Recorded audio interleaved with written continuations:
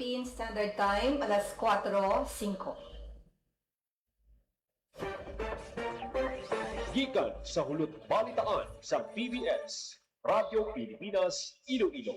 Gintipon sa bugos nga puwersa sa News and Public Affairs Division. Mga pagsaysay sa mga hitabo o aksyon, mga pananawan, kag desisyon, mga hibubunon sang napektuhan nga sektor, mga dalagpo nga balita diri sa Iloilo. Kag iban nga bahin sang Kabisayan nagkatungdan. Mga balita nga natipon sa sulod sang nagligad nga 24 oras. Inyo mapatian sa Headliners Was. Kagkaroon, yari ang inyo PBS News Team.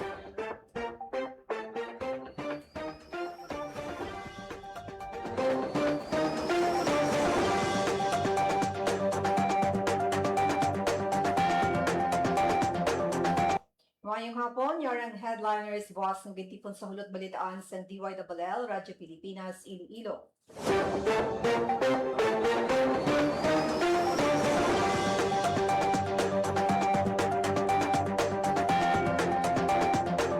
Subong adlaw Biyernes, June 26, 2026, ako si Bing Babiana, kagyari ang mga headlines.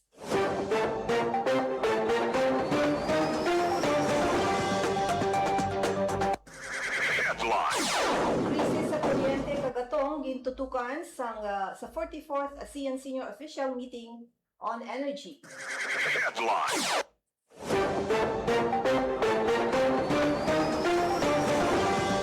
Department of Budget and stars ang midterm updates ng Philippine Public Financial Management Roadmap 2024-2028.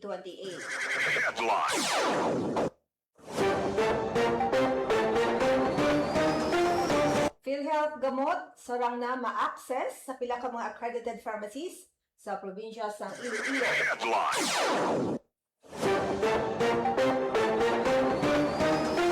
Dole kag TESDA nag-isa agud paligunon ang trabaho kag palangabuhian sa mga Pilipino. Culinary tourism nga paghanas para sa mga tourism stakeholders ginlonsar sa probinsya sa Guimaras.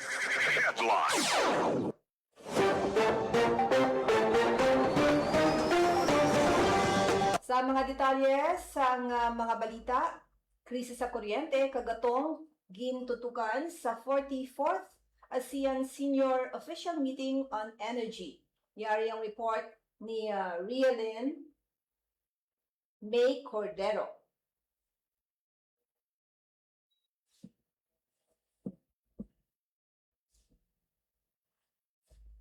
Ginpamunuan ni Department of Energy Undersecretary kag Philippine Senior Official on Energy Felix William Fontebella ang 44th ASEAN Senior Officials Meeting on Energy sining Hunyo 15 tubtob 18, 2026 kung sa diin nagtipon ang mga ASEAN energy leaders, dialogue partners kag mga regional institutions.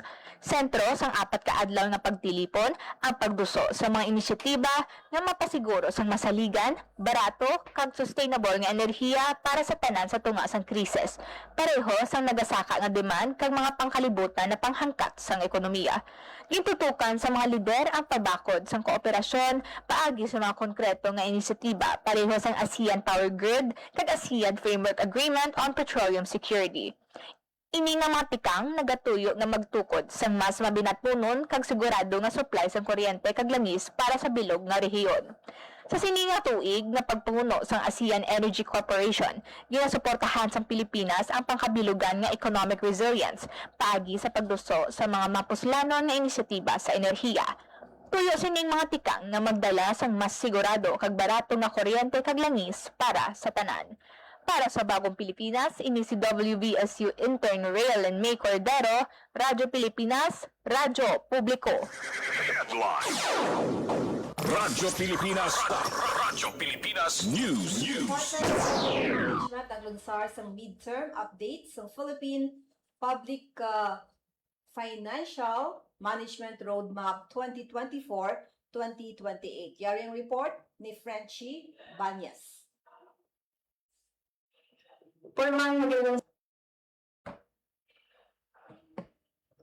Pormang nag-lansar sa Department of Budget and Management ang PFM Reforms Roadmap 2024-2028 Midterm Updates sa Philippine Public Financial Management Forum nga patigayon sa Asian Development Bank sa Mandaluyong City.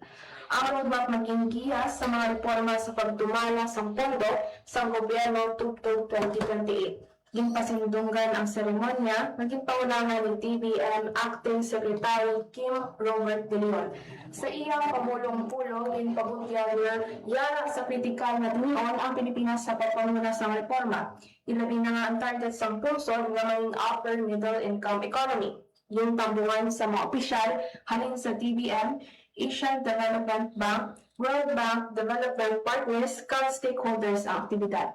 Namang sa roadmap ang ilan ka strategic focus areas, lakip na ang planning and budgeting linkage, cash management, asset management, accounting and auditing, digital PFM, public procurement, time monitoring and evaluation.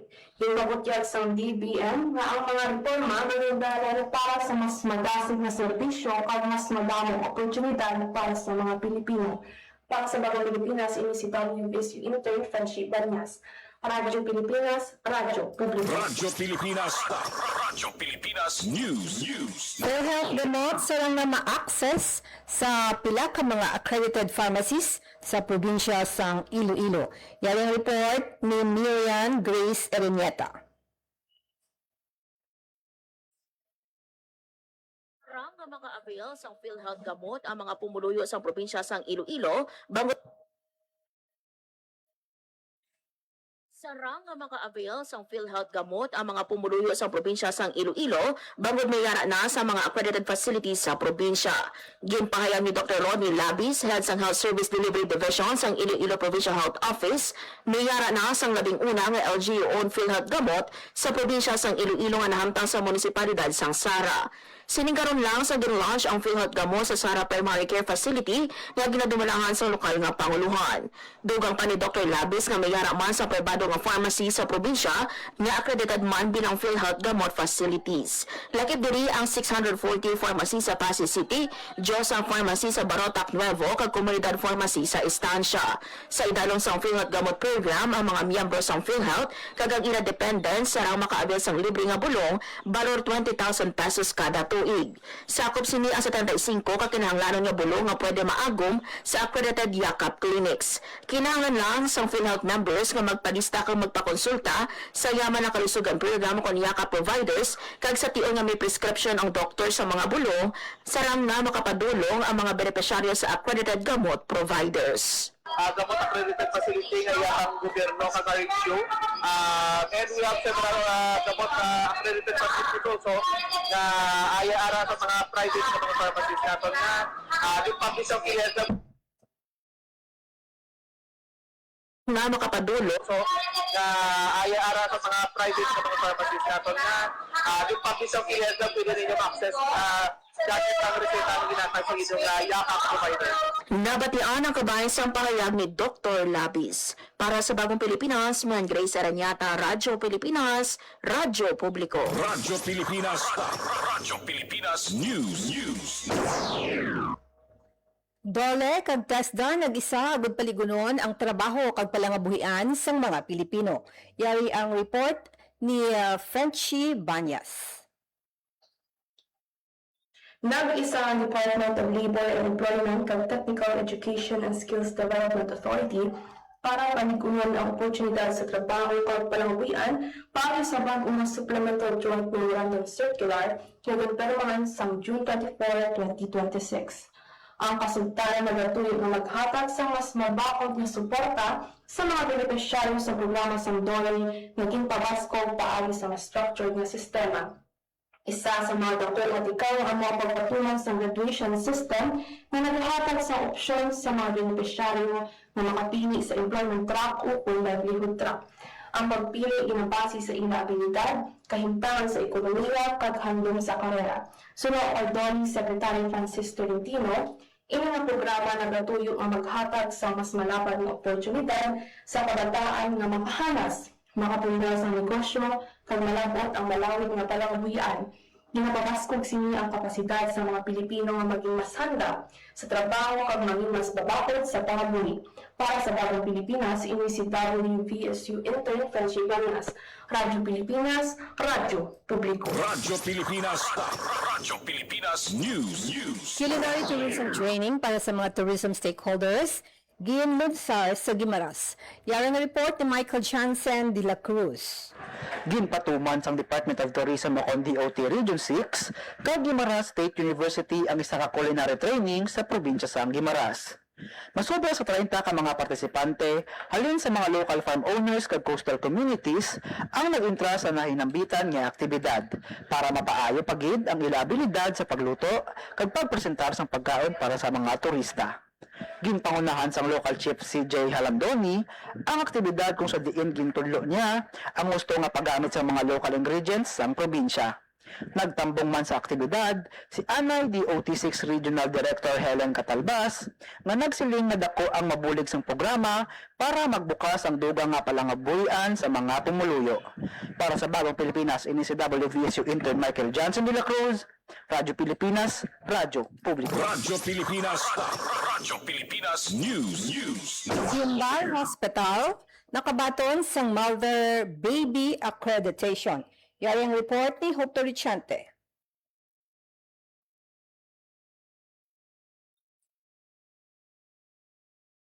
Kabaton sa Certificate of Accreditation sa Mother Baby Friendly Hospital Initiative ang Representative Pedro G. Trono Memorial Hospital sa tapos ang ginhiwat nga reassessment sa Department of Health. Formal nga gin-award ang accreditation bangod sa full compliance ang ospital sa 10 steps to successful breastfeeding. Ginusisa ang pila ka mga pagsulundan sa ospital, nakip na ang suporta sa maternal kag infant health, gilayon kag sige-sige nga skin-to-skin contact pagkatapos magbata, rooming in sa mga iloy kag lapsag, pagdumili sang infant formula sa sulod sang pasilidad, kag ang padayon nga lactation training sa medical kag nursing personnel. Ginpahayag sang ospital nga ang nabaton nga accreditation pamatuod sa ila padayon nga pagduso kag pagsuporta sa breastfeeding samtang ginasiguro nga ang mga iloy kag ila kabataan nagabaton sang kalidad nga pag-amuma halin sa pagbata tubtob makagwa sa pasilidad. May baluan nga ang Mother Baby Friendly Hospital Initiative isa ka programa sa Department of Health nga nagahingyo sa mga healthcare facilities nga magpatuman sa mga pulisiya para sa breastfeeding sang mga iloy. Para sa Bagong Pilipinas, Hope Torrichante, Radyo Pilipinas, Radyo Publiko. Radyo Pilipinas. Radyo Pilipinas News. Iloilo Provincial Government napagawas ng kapin 50 milyones pesos para sa pagpatindog sang water system sa probinsya. Yari ang report ni Hope Torrichante. Naghatag ang Iloilo Provincial Government sang masobra 47.5 million pesos para sa pagpatindog sang 13 ka village water system sa lain-lain nga barangay sa probinsya. Ginpangunahan ni Governor Arturo Defensor Jr. ang pagpanagtag sang tseke sa mga opisyal sang barangay bilang pinansyal nga bulig ug suporta sa pagpatigayon sang proyekto nga magahatag sang safe kag masaligan nga tubig sa linibo ka pumuluyo. Lakip sa mga benepisyaryo ang mga barangay sa Haniway, Concepcion, San Dionisio, Dueñas, Miagao, Oton, Maasin, San Enrique, Alimudyan, Nina, Santa Barbara, kag Cabatuan. Pananglit matapos, ginalauman nga mapadasig na ang akses ka mga pumuluyo sa matinlo nga tubig kag mapataas ang kalidad sang pangabuhi sa mga benepisyaryo nga barangay. Sunod sa Kapitolyo, kabahin ang proyekto sa padayon nga pag-invest ang probinsya sa mga infrastruktura nga direkta makabulig sa mga komunidad. Para sa Bagong Pilipinas, Hope Torrichante, Radyo Pilipinas, Radyo Publiko. Radyo Pilipinas. Radyo Pilipinas News. Iloilo Provincial Disaster Risk Reduction and Management Office nagupod sa Bakhawanhan Project sa Carles. Yaring report ni Hope Torrichante. Nag-upod ang Iloilo Provincial Disaster Risk Reduction and Management Office sa Bakhawanihan, isa ka environmental project sa lokal na pamunuan sa Carles. Nagtipon sa kaywataan ng mga ahensya sa gobyerno, lain-lain ng mga organisasyon, kag mga volunteers agud mapabaskog ang coastal resilience pinaagi sa mangrove rehabilitation. May ara sa environmental education activities, lakip na ang Eco Talk Voices for a Greener Future sa Municipal Environment and Natural Resources Office kag Municipal Agriculture Office. Istorya sa isla yang Eco Explorers sang Buknok Carles kag Little Citizens kag Eco Rhythm Kids Sing and Dance for Nature nga ginpangunahan sa Kapawa Performing Arts kag Puertas Rondalia. Nagtako pang kaywatan sa mangrove planting activity sa baybayon sang Barangay Tingiban. Nagpasalig naman ang OPDRRMO nga magasuporta sa mga inisyatibo sa environmental conservation kag disaster risk reduction. Ginpunto sa opisina nga importanteng papel sa katunggan sa pagpangaping sa mga coastal communities batok sa storm surge, coastal erosion, kag epekto sa climate change. Para sa Bagong Pilipinas, Hope Trichante, Radyo Pilipinas, Radyo Publiko. Radyo Pilipinas. Radyo Pilipinas News. Portman ka distrikto nga border control sa Bacolod City bilang pangaman sa ASF. Yaring report ni JP Hervas. Magapatuman sa mas mabaskog nga matikang batok sa posibleng liwat na pagpanghalit sang African Swine Fever o kung ASF ang Bacolod City Government. Sa isa ka sinapol sang ASF Task Force, kaupod si Bacolod City Mayor Greg Sataya, ginkasugdan ang pagpatuman sa pagbantay sa 13 ka area para sa border control operation, lakip diri ang mga sipot. Magluwas diri maipatuman man nga ban sa mga imported pork kag pork-related products. Ginatag sa Bacolod City Government na sa karon wala pa sang kumpirmado nga kaso sang ASF sa syudad. Para sa Bagong Pilipinas, JP Harvas, Radyo Pilipinas, Radyo Publiko. Radyo Pilipinas. Radyo Pilipinas News. Gobyerno Probinsyal sang Guimaras nagpatuman sang temporary ban sa pagsulod sang pork products sa ila probinsya. Yaring report ni Paul Tarosa. Nagpagwa sang Executive Order No. 60 si Guimaras Governor Maria Lucille L. Nava nga nagamando sang temporary ban sa pagpasulod sa probinsya sang pork products bangod sang African Swine Fever. Base sa Executive Order, ang ginadumilian nga products ginalakipan sang fresh, frozen kag processed pork products, pati na ang hog vans kag mga livestock transport carriers nga nagahalin sa Negros Island Region, Region 6 sa iban pang mga lugar sa Guasang Guimaras naging classify nga red zone. Ginsiling sang gobyerno probinsyal nga ang tikang kabahin sang pagpabakod sang border control kag biosecurity measures kontra ASF sa subong, ang banwa sang Nueva Valencia ginakabig nga yellow zone o kon high risk area. Samtang ang iban nga mga banwa sa probinsya nagapabilin nga pink zone o kon ASF free municipalities. Para sa Bagong Pilipinas, Paul Tarosa, Radyo Pilipinas, Radyo Publiko. Radyo Pilipinas. Radyo Pilipinas News. Sa ibang nga mga balita, nakonpiskar sa Police Regional Office 6 upod ang Bureau of Internal Revenue ang mga illegal nga sigarilyo nga may ginabanta 25 million pesos nga tax liability kag multa nga ginpatigayon ang operasyon sa Banwas ang Estancia, Iloilo na aresto ang isa ka 42 anyos nga babayi matapos ginpatuman ang search warrant kag revenue enforcement orders sa Barangay Zone 1 Poblasyon kag Barangay Lumbia sa Banwas ang Estancia. Ginpangunahan ang operasyon sa Regional Special Operations Group kag Regional Intelligence Division 6 upod ang 2nd Iloilo Provincial Mobile Force Company, Estancia Municipal Police Station kag BIR Revenue District Office 75 Northern Iloilo. Nakuha sa mga otoridad ang madamo nga kahon sang nanoy-tuway nga klase sang sigarilyo nga wala mabayri sang nagakaigo nga excise tax nga isa ka paglapas sa National Internal Revenue Code. Sunod sa BIR, naglapot sa 25 million pesos ang kabugusan nga tax liability kag multa sa mga nakonpiskar nga sigarilyo. Gindayaw ni Police Regional Office 6 Regional Director Brigadier General Randolph Tuanyo ang maayong nga koordinasyon sa mga operatiba kag sang BIR ang nagresulta sa madinalagon nga operasyon. Sunod kay Tuanyo, pamato dinhi sa padayon nga pagbinuligay sa mga ahensya sang gobyerno agod mapunggan ang mga ilegal nga aktibidad nga nagahatag sang negatibo nga epekto sa ekonomiya kag mamligan ang interes sang publiko. Radyo Pilipinas. Radyo Pilipinas News. Isa patay kag isa nasamaran matapos na kuryente sa kapistahan sang Banate. Ang report ni JP Hervas.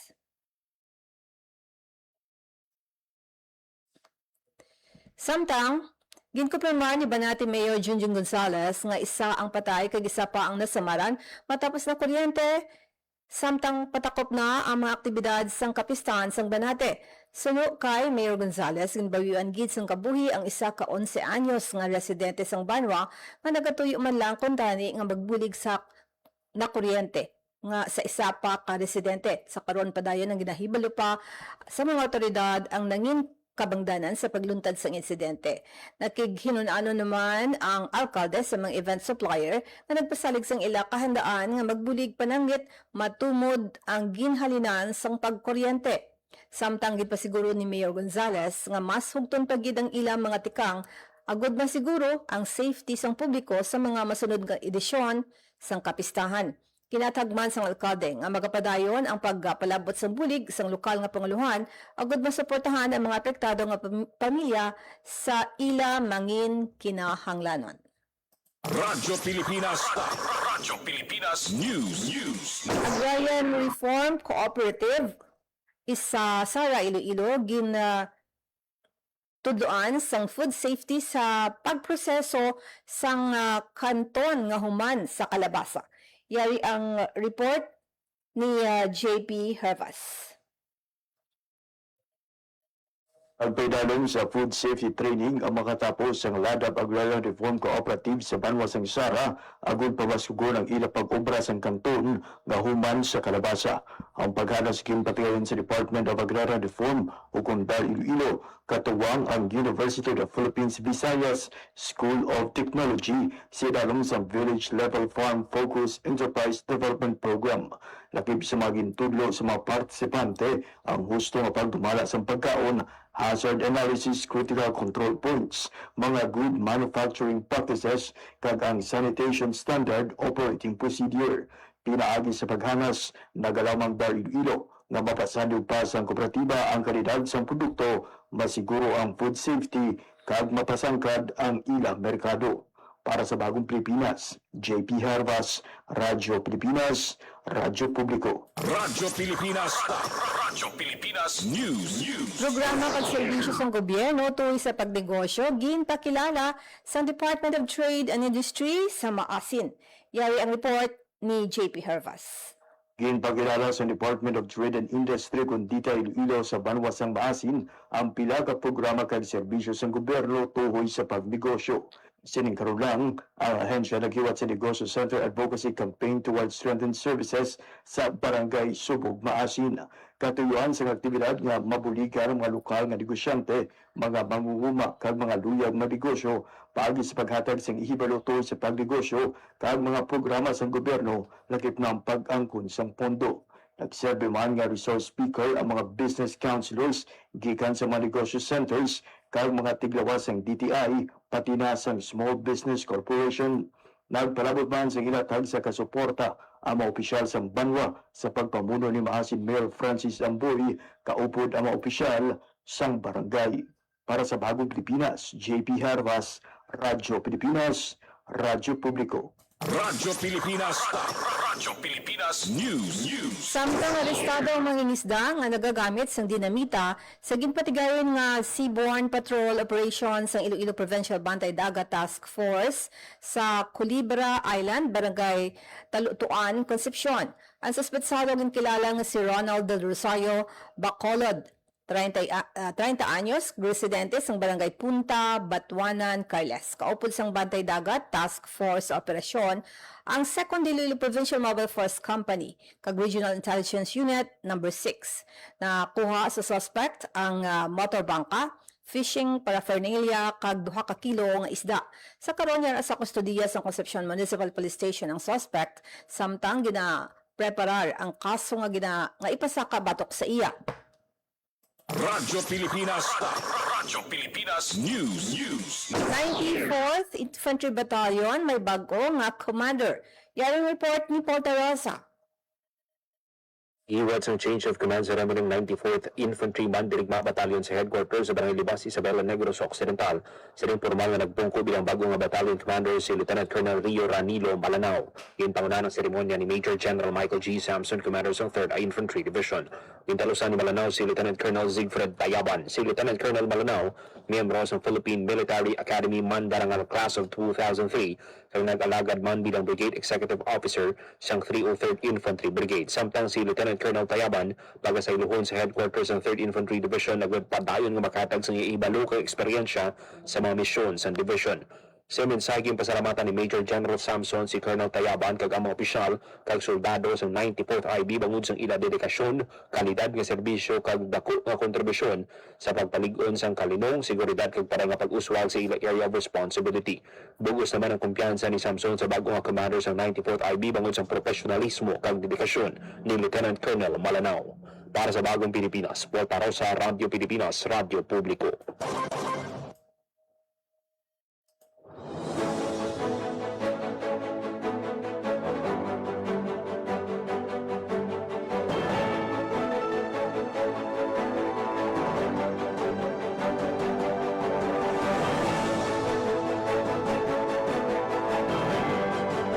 Amaya daw mga headliners sa gitipon sa news team sang DYLL 585 kHz sa lilisuan sa inyong mga radyo sa AM band kag makita ang postings sa mga balita kag iban pa nga mga impormasyon sa Radyo Pilipinas Iloilo Facebook page.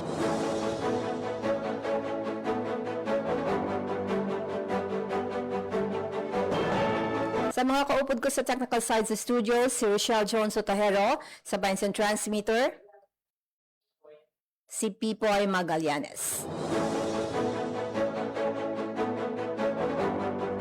Ako si Bing Pabiona, ang inyong tagbalita, Pilipinas, maayong hapon.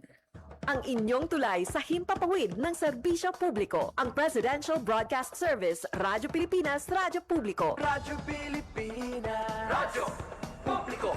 Kinilala ng pang-international at prestigyosong Asia Pacific Broadcasting Plus Awards 2025 para sa kategorya ng Government Streaming. Ito ay dahil sa epektibo nitong pagsasanib ng mga tradisyonal na media tulad ng telebisyon, radyo at print para masabayan ang mabilis na pag-inog ng mundo ng digital at social media tungo sa mas epektibong paghahatid ng mahahalaga at napapanahong mga impormasyon sa mamamayang Pilipino. Kinilala rin ang Radyo Pilipinas dahil sa patuloy na pag-akyat ng rating. Ngayon ay matatag sa pang-4 na pwesto sa Mega Manila ayon sa pinakahuling Nielsen Radio Audience Measurement Survey. At sa social media, nakamit ang mahigit 2,000% pagtaas ng bilang ng mga sumusubaybay sa Radyo Pilipinas page sa unang bahagi ng 2025. Patunay ito na ang inyong Radyo Pilipinas Radyo Publiko ay tunay na kaagapay ng inyong pamahalaan sa paghahatid ng serbisyo sa mga mamamayang Pilipino. Mula sa aming lahat, sa ngalan ng inyong pamunuan at mga kawani ng Presidential Broadcast Service, kasama ang inyong mga himpilan ng Radyo Pilipinas sa buong kapuluan. Maraming salamat po sa inyong lahat, sa inyong pagtangkilik at pagkilala. Radyo Pilipinas. Radyo Publiko. Maging fuel efficient sa wastong